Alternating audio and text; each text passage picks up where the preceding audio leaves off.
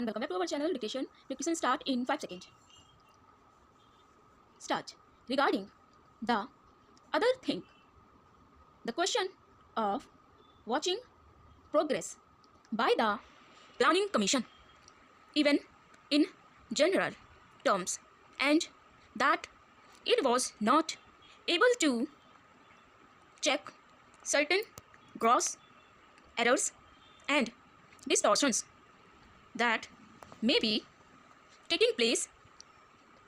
Well, I cannot vouch for the Planning Commission having done its part in this respect adequately and correctly, because I have in mind a certain aspect of the duties and responsibilities of the Planning Commission, about which there cannot be complete justification.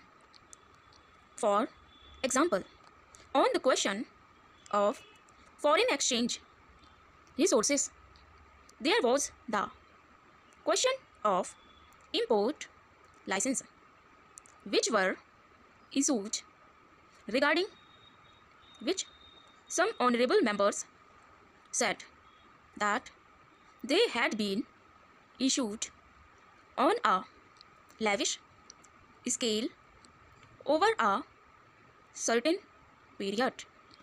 It is quite true, and a statement was laid on the table of this house about these licenses, and an explanation was given. Even that explanation did not deny that somebody was responsible for it. We may say that it was the responsibility of the Finance Ministry or the Commerce and Industry Ministry, but the responsibility of the Planning Commission cannot entirely be disowned. This is something which I have in my mind, but I also know hundreds of things to which the Planning Commission diligently applies itself, watches, informs, and conveys its advice on many matters. It does so from day to day. What Professor Gadgil has said about the Planning Commission may be partly true, but not largely so. And regarding the kind of policies, it is a debatable ground. It may be that with some policies Professor Gadgil agrees, and not with certain other policies.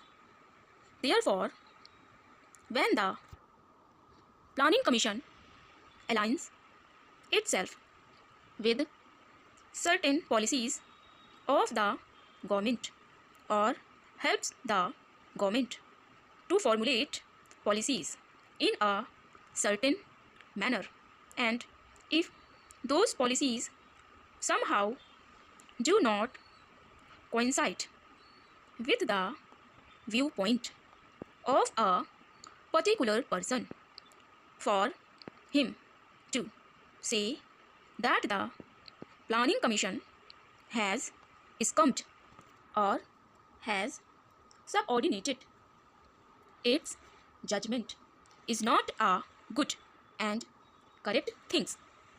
It really a throwing doubt on the integrity of the Planning Commission. Sir, the Honorable Member quoted from an article by Professor Galbraith and observed that the socialism to which this government is committed in this country is illusion.